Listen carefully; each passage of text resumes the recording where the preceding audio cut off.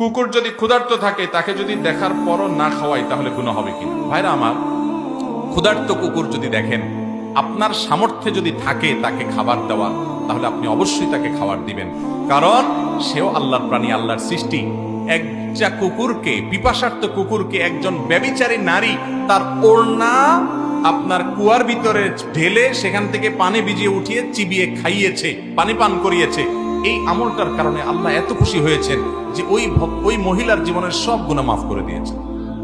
তাহলে একটা কুকুরের প্রতি, কুকুর যদি ক্ষুধার্ত থাকে তাকে যদি দেখার পরও না খাওয়াই তাহলে গুনাহ হবে কিনা? ভাইরা আমার, ক্ষুধার্ত কুকুর যদি দেখেন, আপনার সামর্থ্যে যদি থাকে তাকে খাবার দেওয়া, তাহলে আপনি অবশ্যই তাকে খাবার দিবেন।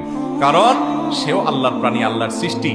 একটা কুকুরকে, পিপাসার্ত কুকুরকে একজন ব্যভিচারী নারী তার ওড়না আপনার কুয়ার ভিতরে ঢেলে সেখান থেকে পানি ভিজিয়ে উঠিয়ে চিবিয়ে খাইয়েছে, পানি পান করিয়েছে।